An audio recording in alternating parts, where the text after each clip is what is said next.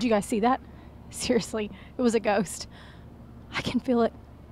I can feel it breathing on me. Whatever. Don't believe me. I know what I saw.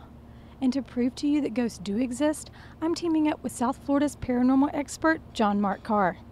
We're going ghost hunting, y'all. More than airports, forts, and the home of my great-granny Trainham, Fort Lauderdale serves as a paranormal paradise. And here on the banks of the spooky New River Waterway, apparitions don't just come out for Halloween. All right, John, so this is our first stop on the tour. Tell me a little bit about where we're at and what happens here. Well, this is the Trainham house. This is considered the fourth most haunted house in Florida right now. It houses 6 ghosts inside. As paranormal researchers, we got a lot of different things such as orbs, vortexes, and we also captured some EVPs, electronic voice phenomena, that I'm going to play for you tonight. Sounds good. So there's 6 ghosts inside this one house? Yes, there are 6 ghosts inside of this house. Most of them are relatives, and one person is not a relative. All right, well, let's go walk down a little further and check out the ghost. Scared, come on. So what type of ghosts do we see in here? Well, there's a couple of different ghosts that a lot of people have presence of. One of them is a Native American girl who died right inside that doorway, and she came here for a reading and writing lesson, and she died of heat exhaustion right inside. I can feel her pain. I look Native American, and I suffer from heat exhaustion here in South Florida, so I can definitely feel her pain. John, what are you doing right now? I'm going to play you an EVP, electronic voice phenomena, so you could hear one of the sounds of the ghosts that are inside of this place. All right. This is Albert, one of the poltergeists that live upstairs on the 2nd floor.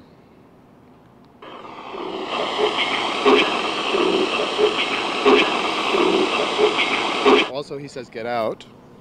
Okay, I heard that. All right. Like that one. And on that note, we're out. Okay, here we go. Okay, so we're hanging out in the club right now in front of the women's restroom. Why are we here? Because a ghost prostitute died up on the 2nd floor. Oh, holler, hands up in the air. She died and she got stabbed to death upstairs, and she wound up dying inside of this women's restroom. The prostitute died she got stabbed upstairs on the 2nd floor, and she winds up her spirit inside of here because her madam threw her inside. And now as a ghost, she sometimes turns the faucet on and off by herself. And if you're in the stall, what happens is that you'll hear her crying, and the crying will be very, very weak, and then it'll start getting louder and louder and louder till it echoes all over the walls. You want to clip that stall to see who it is? It stops. You've just met the ghost prostitute. Does she wash her hands? No. Ugh, that's creepy.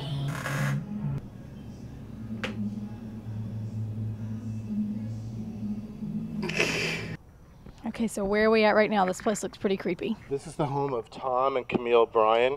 Tom Bryan dies up here at the age of 98 years old. His wife was 101 when she died. His son Perry dies at the age of 43 years old downstairs on the 1st floor. He drank himself to death. I would too if I lived with my parents. What did we just hear? What are those noises?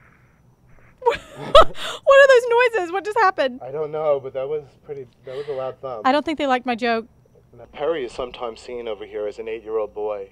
He sometimes plays with the curtains, and sometimes he sticks his hand from underneath there. He came here back as an 8-year-old boy because when he was 8, it was 1912, and this was the first house to get electricity. Sometimes he likes to spin the ceiling fan right here. The one that's spinning now? Yeah, that one right there. Okay, so John, how did you become a paranormal researcher? At the age of 11 years old, I lived in a haunted house for 7 years. And after we got finished and the priest blessed the house, I didn't want to even talk about ghosts or do anything about ghosts, but I had a roommate in Norfolk, Virginia, and he heard my stories about living in a haunted house, and he lived in a haunted farm in Missouri, and he said, hey, I have an idea. If I die before you, I'll haunt you, and if you die before me, you'll haunt me. And I said no, and eventually he wore me down, and I said yes, and then he died 7 years later, and he haunted me for 1.5 years. That's when I became a paranormal researcher. I took an online course, and I started doing a lot of paranormal research in Virginia. Then I came down here and I started Southeast Florida ghost research. So what is your definition of a ghost? A ghost is like energy that has memory. And what happens is that memory will sometimes be manifest into sort of like an apparition, or sometimes an orb, which is a ball of light. And once they gain enough energy, they get to talk to you on EVPs, which is electronic voice phenomena, or they touch you and they, yeah, they do. Or sometimes they'll manifest themselves into spirit form and you get to see them. Here is one of our most photographed ghosts, and her name is Lulu Marshall. She drowned in the river right over there, and she's sometimes seen up on the second floor. And when people come by and when the place is closed, they say, little girl, can you let us in because we need to use the washroom? She stops and she starts to giggle, and then she says, I live in a 2-story house, she says. And as soon as she says that, about 5-10 seconds later, she vanishes in front of their face, scaring the bejesus out of them. So first they giggle, then they get scared. Yes. Speaking of giggles, I have a joke for you. Okay. Do you know what kind of mistakes spooks make? Boo-boos? No, you knew it! What do you call a prehistoric ghost? I don't know. A pterodactyl. I'm really funny. Yeah. John, do you happen to know where baby ghosts go during the day? I have no idea. Day scare.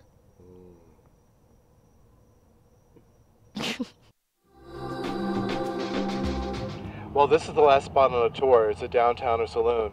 They say the ghost of Al Capone hangs out inside of here. On the right-hand side is the billiard room, and sometimes they would hear Al Capone and his gang still playing pool over there. Very cool. Well, John, thank you so much for the wonderful tour. You're You've welcome. definitely made a believer out of me. Oh, good. Miamians, you keep on surviving and check out more episodes at watch305.com. Did you guys see that? Hold on.